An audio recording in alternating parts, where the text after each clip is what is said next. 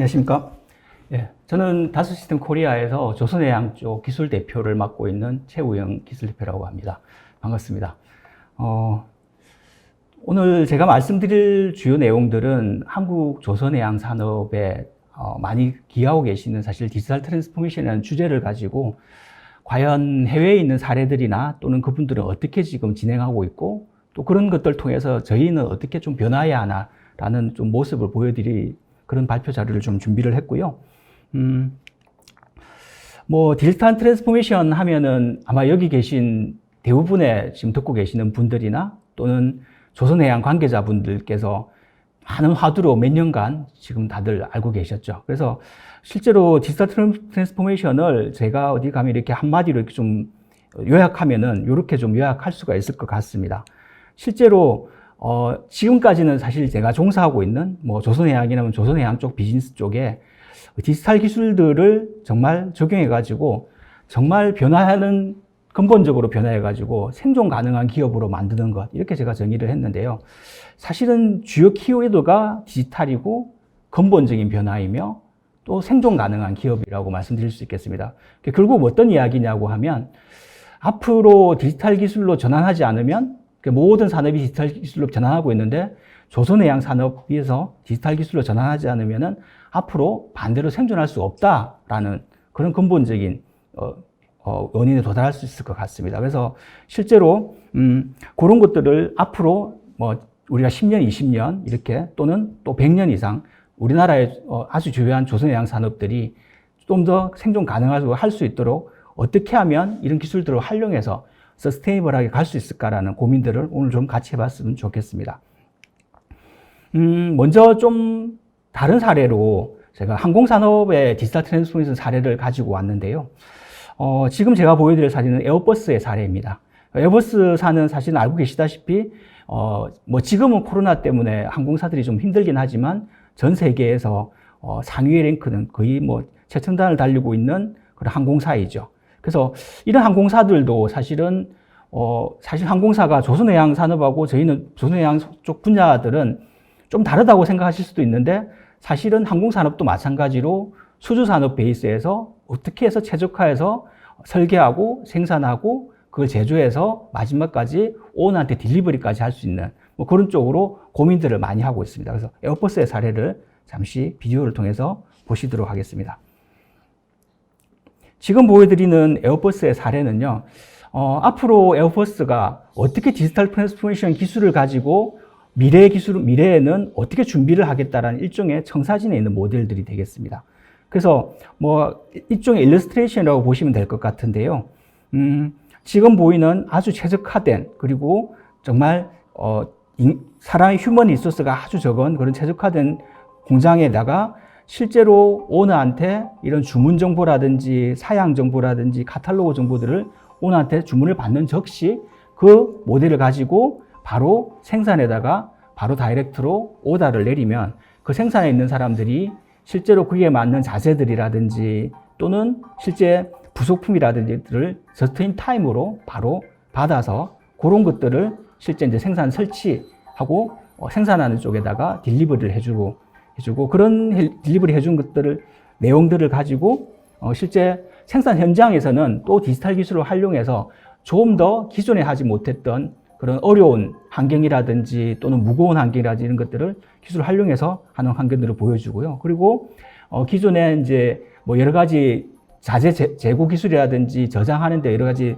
노하우들을 실제 로봇이라든지 AGV를 활용해 가지고 실제로 그것들을 직배로 저스트 타임으로 딜리버리 해주는 것들이라든지 혹은 이런 레이저 기술들을 활용해 가지고 실제 정확한 위치에 생산 사용자가 좀 더 쉽게 도면이라든지 이런 것들 활용 없이 바로 활용해서 그런 것들을 설치할 수 있고 또는 무인 로봇이라든지 또는 이런 것들을 활용해서 이제 용접이라든지 실제 안에 있는 회로도라든지 이런 것들을 바로 3D 프린팅으로 이렇게 바로 해서 실제 옛날 와이어링이라든지 전장품에 대한 많은 어려운 작업들을 쉽게 해 나가고요. 그리고 주로 어려운 검사라든지 설치라든지 이런 것들을 로봇들을 활용해서 바로 우리가 정강 기술이라든지 이런 것들을 보면서 바로 확인할 수 있고 그런 것들이 실시간으로 이런 오너한테 현재 진행하고 있는 그런 건조 정보들을 이렇게 딜리버를 해줌으로써 좀 더 신뢰감 있는 그런 항공기를 만들어서 앞으로 나가자. 이런 모토를 가지고 에어버스에서는 쭉 계속 활동을 하고 있습니다. 그래서 지금 이렇게 보신 바와 같이 에어버스가 왜 이렇게 항공사에서도 좀 잘 나가는 우리가 메이저라고 항공사인데 이런 일을 할까라고 이렇게 좀 들여다보면은요, 그 메이저는 그런 데가 있습니다. 결국은 저희가 이 지금 에어버스사나 또는 보잉사나 마찬가지로 최첨단 기술을 아무리 활용을 하더라도 결국은 앞으로 다가오는 중국 시장이라든지 또는 인도에 있는 그런 저렴한 노동자를 이길 수가 없습니다. 그래서 이 사람들은 에어버스사는 이 10년, 20년 뒤를 내다보고 점점 더 요구는 변화무쌍해지고 좀 더 이렇게 예전처럼 이렇게 대량으로 찍어내는 생산들은 좀 불가능해졌죠. 그래서 좀 온화의 요구에 유연하면서 그리고 실제 있는 외국에 있는 인건비로 정말 밀어 닥쳐오는 중국이라든지 베트남이라든지 앞으로 인도가 될지도 모르겠습니다. 그런 시장들에 대해서 정말 가격적으로 승부할 수 있는 것들을 뭘까라고 고민한 덕분에 디지털 트랜스포메이션을 활용해가지고 설계라든지 생산이라든지 전반의 프로세스를 혁신함으로써 앞으로 이런 미래 준비를 하겠다라는 게 에어버스사의 큰 노력이라고 볼 수 있습니다.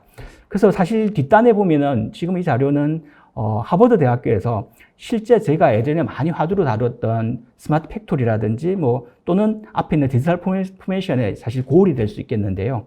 좌측은 이렇게 사실은 레벨 1 단위로 우리가 기존에 많이 했던 수작업의 그런 연계 단계고요. 두 번째로 뭔가 좀 사물에 연계하고 모니터링이 강화된 단계라고 보실 수 있고요. 세 번째는 이제 좀 더 예측하고 운영하고 그런 것들이 좀 더 강화되는 단계이고, 네 번째 단계가 자율 운영입니다. 그래서 실제로 저희가 스마트 팩토리나 또는 디지털 트랜스포메이션의 마지막에 있는 고을로 가기 위해서는 사실은 이런 단계들을 거쳐가지고 마지막에 가게 되는 게 그런 고을들을, 스텝들을 이야기 드린 거고요. 실제 에어버스는 저희가 이렇게 조금 스코어링을 좀 해보면 디자인 영역 또는 기획, 그리고 생산, 모니터링, 자재 관리, 그리고 시운전, 그럼 여러 가지 플랫폼의 기술들을 이렇게 볼 때 한 2단계에서 3단계로 이렇게 좀 진행해 나가고 있는 단계라고 보여지고 있습니다. 그리고 이제 반면에 저희 한국조선소를 저희가 좀 자체적으로 스코어링을 좀 해보니 사실은 현대중공업이나 대우조선해양이나 또는 삼성중공업이나 그런 쪽에서 보면 사실 1단계에서 지금 2단계로 올라가고 위한 노력들을 각 분야별로 이렇게 많이 노력들을 하고 계시죠. 그래서 이런 단계들을 거쳐서 결국은 저희가 꿈꾸는 제일 마지막 정말 자율 운영하고 우리가 예측하고 그런 것들을 할 수 있는 그런 단계로 나아갈 수 있을 거라고 생각이 듭니다. 그래서 이런 스텝들을 거쳐야 되는 게 저희가 지극히 당연한데, 사실은 대부분의 있는 조선소들이나 바라보시는 임원진들이나 보시기에 당장 지금 2단계인데도 바로 자율 운영되는 게 없어? 또는 예측 예지 보정 가능한 게 없어? 우리는 왜 스마트 팩토리를 못해? 이런 이야기들을 많이 화두를 던지시죠. 근데 결국은 여러 가지 지금까지 이렇게 저희 나온 기술적인 로드맵이나 판도를 보건데 이런 과정들을 좀 거쳐가지고 결국은 가야지 안정된 스마트 팩토리를 전 분야에 걸쳐서 얻을 수 있으리라고 생각이 듭니다. 그런 관점에서 보면 대우조선해양 전체적인 조선해양 쪽 분야라든지 글로벌 동향들을 현대중공업, 대우조선해양 또는 삼성중공업 합쳐가지고 있는 쪽을 저희가 한국이라고 보고요. 실제 이제 저희 강자인 일본도 있고 또 중국도 있을 겁니다. 실제 글로벌 리포트를 이렇게 보면은 밑에 건 사실 오더북이에요. 그래서 실제로 실제 오더북 받은 것들은 전체적인 양으로 보면 중국이 지금 많이 가지고 있고요. 실제로 좀 이게 콤플렉스, 좀 복잡도로 보면은 유럽이나 미국은 사실 함정이라든지 또는 여객선이나 크루즈 때문에 좀 복잡도가 있고, 나머지 이제 한국에서 사실 LNG 시장이라든지 FPO 시장을 선점하면서 한국 시장이 이렇게 좀 이쪽 편에 복잡도는 많이 있지만은 중국보다는 양적인 측면에서는 현재 업적이니 뒤지거니 하지만 좀 뒤편에 있는 게 사실입니다. 그래서 시장을 바라볼 땐 저희는 어떻게 보냐고 하면 결국은 지금 있는 사실 일본은 요금 좀 디클라인 존이죠. 양도 좀 늘리기도 좀 힘들고, 그리고 양도 늘리기 힘들고 또 기술적으로도 좀 다가가기도 지금 많이 뒤서 있다고 생각이 들고요. 중국은 양은 좀 많아졌는데 어떻게 하면 좀 기술적으로 우위에 설까라는 고민들을 많이 지금 하고 있고요. 한국도 마찬가지로 기술적으로 선정을 하지만은 중국보다 훨씬 싼 배를 만들어야 되는 측면이 있습니다. 자, 그런 관점에서 보면은 결국은 현재 중국 같은 경우에는 요로 위로 나아가기 위한 그런 수많은 노력들을 많이 하고 있는데요. 오늘 주로 이제 중국에 나아가고 있는 방향성에 대해 가지고 한번 이야기를 좀 드리도록 하겠습니다. 그래서 사실은 이런 분야를 위해서 한국 조선소에서 계신 여기 뭐 청취자분도 계시고 실제로 한국 조선 쪽에 이렇게 종사자분도 많이 계신데 대부분 야드에 가면은 지금 저희가 디지털 트랜스포메이션으로 이야기했던 뭐 클라우드니 IoT니 빅데이터니 머신러닝이니 모바일이니 이런 키워드들을 가지고 사실은 전 분야의 뭐 설계부터 또는 생산 영역, 소재 개발, 그리고 뭐 이송이라든지 또는 물류 관리 이런 쪽에 적용해서 포인트 단위로는 이런 분야 기술들을 이용해서 많이 노력들을 하신 걸로 알고 있습니다. 근데 이제 중국은 좀 다른 관점에서 접근을 했다고 보여집니다. 중국은 사실은 크게 보면 우리가 잘 알고 있다시피 전체적으로 CSSC가 있고 CSIC라는 큰 두 후경 조선소가 있는데요. 각각 한 열 몇 개씩 조선소가 이렇게 가지고 있습니다. 그래서 이 산하에 있는 조선소들이 실제로 뭐 한국보다는 규모는 훨씬 더 작죠. 하지만은 이 규모 작은 조선소들이 지금 사실은 뭐 우리가 현대중공업 대우조선해양도 합병에 지금 기로에 있는데 마찬가지로 중국에서도 이 두 큰 회사들이 지금 합병해서 전 세계 랭킹 1위로 올라서려고 하는 꿈을 가지고 있죠. 그래서 지금 추이를 봐가지고 이쪽도 먼저 이야기를 꺼내서 합병의 수순으로 갈 거라고 생각이 듭니다. 사실 그 전에 이 사람들이 준비하는 건 결국 어떤 거냐면 큰 두 구형 조선소 밑에 여러 조선소들을 순차적으로 하나의 있는 플랫폼에다가 이걸 묶어가지고 어떻게 하면 한국 조선을 이길 수 있을까라는 고민을 수없이 시작했습니다. 오늘 그런 반증들을 좀 보여드리도록 하겠습니다. 그래서 실제로 이런 하나의 플랫폼으로 지금 한 13개 정도 조선소가 하나의 단일 플랫폼 위에서 일을 하도록 이렇게 바꿔 나가고 있고요. 실제로 이제 이런 플랫폼 위에서 설계부터 생산, 인도까지, 시운전 인도까지 쭉 다 했던 것들을 한 3척, 지금 한 5척 정도 딜리버리 한 걸로 제가 알고 있습니다. 그래서 그런 중국의 사례들을 한번 보여드리도록 하겠습니다. 저희가 볼 때는 디지털 트랜스포메이션 기술을 되게 잘했다라고 생각하지만 중국은 사실 다른 목적을 듣고 저는 깜짝 놀랐습니다. 왜 중국이 저런 플랫폼이나 그런 디지털 기술을 활용했나라는 목적을 정확히 가지고 있더라고요. 그래서 두 가지로 제가 한번 요약을 했는데 첫 번째는 결국 뭐냐면 아까 보셨던 13개 조선소라든지 또는 각지에 떨어지는 거리적으로 되게 많이 떨어져 있죠. 그래서 그런 실적에 있는 중국에 있는 조선소들이 어느 도시에서 일하든 또는 어떤 레벨링이 다른 엔지니어들이 접속하더라도 똑같은 플랫폼에서 동일한 스킬을 가지고 서로 엔지니어도 활용하고 그리고 장소적인 시간적으로 제약 없이 하는 협업 관계를 만들기 위한 플랫폼을 구축하는 게 꿈이었고요. 두 번째는 한국에 이기는 모델이 결국 뭐냐? 이런 플랫폼으로 합쳐진 것들을 내부적으로 자재도 통합하고 기술 통합을 통해 가지고 바잉 파워를 가짐으로 통해 가지고 이것만이 한국이 이길 거라는 길이라고 생각하고 있기 때문에 이런 플랫폼을 모아가지고 실제로 지금까지 쭉 활동을 하고 있는 걸로 봐서 아마 이게 점점 확산되고 하면은 점점 좀 더 불안해지고 저도 조선해양의 종사자로 한 명으로서 사실 좀 되게 불안해지고 있는 감정을 좀 느꼈습니다. 그래서 이런 것들을 불명 타겟이 있는 걸 보고 더 놀랬고요. 디지털 트랜스포메이션 기술이 단순히 디지털 트랜스포메이션을 해서 그냥 우리가 좋은 기술들을 내한테 어떻게 활용할 문제가 아니라 정말 이 사람들은 한국을 이기기 위해서 이런 큰 모토를 가지고 하는 데 대해서 적잖이 놀랐던 것도 사실입니다. 그래서 결국은 저희가 뭐 아까 이야기 드렸던 뭐 각종 VR, MR, IoT 기술 이런 관점에서 보는 게 아니라 결국은 내가 뭘 해서 돈을 남길 거며 어떻게 해서 우리가 생산성을 올릴 거며 어떻게 해서 앞으로 시장에 대응할까라는 고민들을 먼저 좀 해야 된다고 생각이 들죠. 그래서 실제로 예전에 해왔던 여러 가지 대량 생산 체계라든지 또는 기존에 여러 가지 조선소의 방식들이 있었습니다. 저희 선배님들 또는 지금까지 하고 계시는 그 방식들을 이제는 정말 디지털 기술을 활용해서 내가 어떻게 바꿔야지 앞으로 우리가 생존이라고 말씀드렸죠. 그 생존의 기술로 바꿔가는 걸로 하려고 하면은 결국은 아주 고통스러운 프로세스도 정말 통째로 다 바꿔야 될 필요도 있을 거고요.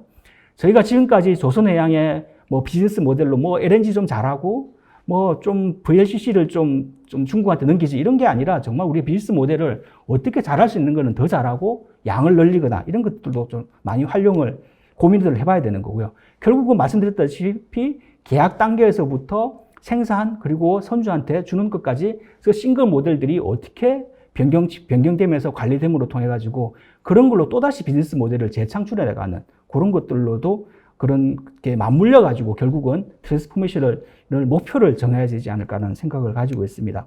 그래서 지금까지 뭐 각각 분야에서는 잘하셨지만 이제는 전체적인 분야에서 저희가 이런 세계 시장의 대응을 위해서 앞으로 계약 단계에서 또는 설계 단계에서 또는 생산 계획이라든지 전체 대일정 단계라든지 또는 자재는 그리고 진짜 생산 계획이라든지 또는 또 요즘 많이 화두가 되는 세이프티도 되게 화두가 되죠. 이런 것들을 다 고려한 것들을 어떻게 내부적으로 유기적으로 데이터 관점에서 디지털 관점에서 엮어가지고 이런 것들이 서로 유기적으로 활용해서 할 수 있을까라는 것들을 저희가 싱글 소스라고 봤고요. 이런 소스들이 처음에 설계 단계에서부터 생성된 것들이 마지막으로 생산에 이어지고 오나 때까지 딜리버리 되는 쭉 이런 단계들을 싱글 소스 관점에서 하나의 중국처럼 이런 플랫폼의 관점에서 들여다봐야 되지 않나라고 고민을 하게 되었습니다. 그래서 뭐 실제로 그런 초기에 있는 것들을 쭉 어떻게 일을 할 거며 프로세스는 어떻게 바꿀 거며 그리고 처음에 있는 요구 단계에서부터 지금 뭐 시뮬레이션이라든지 견적이라든지 또 내부에 있는 설계라든지 그리고 탑재라든지 또는 나중에 있는 뭐 심야드의 모니터링이라든지 이런 것들이 각각에 있는 부분들은 정말 저희가 잘하고 있습니다만은 처음부터 유기적으로 이게 어떻게 이어져 가지고 마지막에 시운전까지 연결돼서 할 수 있는지를 쭉 한번 이어서 한번 고민할 때가 됐다라고 보죠. 그래서 사실은 저희가 오늘 좀 시간이 제가 되면 이걸 하나하나 다 저희가 나름대로 준비했던 내용들이 있어서 말씀드릴 수 있을 것 같은데요. 요거는 뭐 다음번에 저희가 따로 이렇게 시간이 되면 요거 하나하나 주제들도 되게 크고 무거운 주제들이기 때문에 한번 이거 가지고 같이 고민해 볼 수 있는 시간이 되었으면 좋겠습니다. 그래서 뭐 그런 사례들로 보건데, 그러면 중국도 저러고 있는데 사실 또 하나에 있는 우리가 해양 쪽의 분야라고 보면 맥도모스라는 미국 회사가 있죠. 주로 EPC 회사인데요. EPC 회사는 기존에 저희가 뭐 200년, 300년 동안 저희가 충분히 사실 오일 메이저로서 강점해서 그쪽에 EPC 시장을 많이 경험도 많이 가지고 있죠. 근데 사실은 맥도모스가 뭐 사실 알고 계시는 분도 계시겠지만 올해 좀 어쩌면 구조조정의 단계를 밟고 있긴 한데요. 그래서 이 맥도모스사도 뭐 변화를 어떻게 바라보는지를 한번 샘플로 보겠습니다. 지금 이 자료는요, 맥도모스에 있는 IT 전체 부사장님께서 어떻게 앞으로 맥도모스가 살아갈 길은 뭔지를 이렇게 성사진을 만들고 전 세계적으로 우리가 IT를 이용해가지고 맥도모스가 변화하는 모습들을 쭉 설명하시는 내용들이에요. 그래서 실제로 맥도모스는 여기 쭉 주요 골자들은 어떤 거냐 하면 지금까지는 사실 오너한테 설계 운영을 받아가지고 내부적으로 그 설계했던 모델들을 하고 컨스트럭션하는 비즈니스를 많이 활용을 했는데 이제부터 맥도모스는 그런 것 아니라 앞으로 해양 플랜트 같은 경우에는 실제로 나중에 20년, 30년 유지보수 단계가 훨씬 더 그런 단계도 중요도가 크고 또 비용이라든지 내부적인 비즈니스 모델 관점에서 훨씬 더 중요하다고 생각하기 때문에 이전에 있던 그런 인프라 가지고는 안 된다라고 생각해서 아까 있는 중국이 봤던 것처럼 아주 디테일한 모델링, 그러니까 부품 단위로 디테일한 모델링을 수행해서 그 모델 단위로 유지보수하고 관리하는 데이터까지 오너한테 딜리버리하는 비즈니스 모델 사업들을 만들어가지고 뭐 이런 예들처럼 실제로 이제 내가 가상에서 실제 유지보수하면서 실제 뭐 쇼테이지가 났거나 하면은 맥도모사에서 직접 그걸 체크해서 바로 코미션을 해준다든지 이런 비즈니스 모델로 바꿔나가는 것들을 쭉 생각하고 있습니다. 그래서 실제로 맥도모스사에서 결국은 한 4가지 정도로 요약할 수 있을 것 같은데요. 기존에 이제 수없이 많이 쌓아둔 엔지니어링 데이터들이 있죠. 그런 데이터들을 어떻게 앞으로도 더 쌓아서 활용할 거냐. 전 구성원들이. 그런 관점에서 플랫폼에 대한 생각을 고민을 했었고요. 그리고 실제로 지금까지 일했던 방식은 어떻게 보면 앞에 단이 먼저 일하고 그 다음에 먼저 일하고 이런 게 아니라 아까 있는 여러 사례들처럼 동시에 어떻게 일할 수 있으며 또는 이 일했던 결과들을 어떻게 오너한테 딜리버리 할 거고 지금 흔히 이야기하는 트윈 모델이라든지 디지털 트윈이라든지 트랜스포머 모델들을 어떻게 비즈니스 방식에 접근해가지고 우리가 사업화할 수 있을 건지 이런 보이스들을 활용해서 쭉 이야기를 하고 있습니다. 그래서 이런 관점에서 맥도모스사들은 바라보고 있고요. 뭐 우리 흔히 알고 있는 이거는 뷰로 브레키타스랑 저 프랑스에 있는 유명한 국영 조선소에 있는 나발 그룹인데요. 지금은 이제 좀 파괴적으로 기존에 있는 조선소 간의 문제가 아니라 이제 조선소와 우리가 흔히 알고 있는 BV 성급 간에 이제까지 디지털 포렌식 기술도 활용해가지고 이 분야들은 지금까지는 뭐 성급한테 저희가 도면을 2D 도면을 만들어서 성인을 받고 코멘트를 받으면 그걸 다시 모디피케이션해서 다시 해석을 돌려가지고 또 결과를 주고 뭐 이런 활용들을 반복했다라고 하면 지금은 이제 나발그룹 같은 경우에는 BV랑 동일한 플랫폼 위에서 활용했던 모델들을 바로 BV에다가 주고 BV에서는 그 모델들을 바로 해석을 돌려가지고 그 안에서 바로 플랫폼 위에서 코멘트를 해서 실제 설계자들이 바로바로 디자인 체인지를 할 수 있게끔 훨씬 더 효율적으로 빨라지는 것들을 채택해서 하고 있죠. 그래서 뭐 물론 이제 보시기에 뭐 BV도 프랑스고 나발그룹도 프랑스니까 가능한 일이겠지만 이런 비즈니스 모델을 지금 전 세계적으로 계속 확대해 나가고 있는 추세입니다. 그래서 뭐 선거 분야에서도 많이 이런 쪽으로 하려고 많이 준비를 하고 있고요. 그리고 아마 점점 이런 것들을 더 발전해서 이제 가면 갈수록 뭐 사실은 뭐 이런 말씀 드리긴 뭐 합니다만은 보안상으로 저희가 옛날 3D 모델이라는 건 되게 보안적으로 해서 그 안에만 활용을 했다라고 하면 이런 것들이 서로 뭐 저희가 여러 가지 협력사라든지 또는 지금 선급이라든지 이런 쪽이 얼추 활용돼 가지고 그 3D 모델로 힘들게 만들었던 것들이 마지막까지 전 산업계 전반에서 어떻게 활용돼서 좀 더 파괴 효과를 상실 그 고민들을 전 관점에서 고민해봐야겠다는 시점이 온 것 같습니다. 그래서 실제로 이런 모델들을 바꿔가지고 BV랑 실제 나발그룹이 실제로 해서 시간적으로나 효율적으로나 많은 베네핏을 거뒀다는 사례들을 이렇게 보여드리고 있죠. 그래서 이런 것들을 볼 때, 저희도 내부적으로 뭐 꼭 선급하고 조선소강 또는 조선소하고 지금까지 더 우리가 1차, 2차로 받아온 협력업체라든지 제작업체, 배관 제작이라든지 이런 업체들 간에 협력하던 일하는 방식, 이런 것들을 좀 더 디지털 관점에서 보는 걸로 많이 이렇게 고민을 해야 될 시점이 온 것 같습니다. 그래서 실제 이런 사례들처럼 예전에는 이런 것들을 2D에서 막 마킹하고 그룹 마크 클라우드 이런 게 아니라 요 위에서 같은 동일한 뷰에서 이렇게 보면서 그 위에다 마킹을 해가면서 결국은 이런 것들이 나중에 우리가 그냥 옛날 2D 도면에서 막 박싱해서 남겼던 것이 디지털로 전환이 돼서 후대에 누가 보든지 누가 코멘트를 냈고 언제 코멘트를 냈고 어떻게 반영이 되었다는 게 이렇게 마킹이 다 되어 있죠. 그래서 이런 것들이 정말 자산으로 남아서 저희 조선해양이나 이런 쪽에서 계속 활용해서 후세에 있는 우리가 후배 엔지니어들이 활용할 수 있는 좋은 경험이 되지 않을까라는 생각이 있습니다. 그래서 이야기를 드렸고요. 사실은 좀 더 오늘 좀 시간 관계상 제가 30분 만에 많은 걸 설명드리다 보니까 조금 좀 급한 면도 있었는데요. 사실은 그 전체적인 중국의 사례라든지 또는 나발그룹과 BV의 사례라든지 이런 사례들을 볼 때 사실 앞에 제가 설명드렸다시피 디지털 트랜스포메이션 기술이라는 게 결국 저희가 앞으로 있는 생존의 문제라고 같이 고민을 해서 이런 것들을 활용해서 우리가 정말 조선소에 있는 전 세계 조선해양 1위라고 하는 한국에서 저 생각 같아서는 100년, 200년 계속 1위를 영위하면서 이런 기술들을 점점 우리 후배들이 가지고 좀 더 같이 이제 고민해서 좀 발전했으면 좋겠다는 생각을 가지고 있습니다. 울컥했네요. 감사합니다. 이상 여기까지 말씀드렸습니다.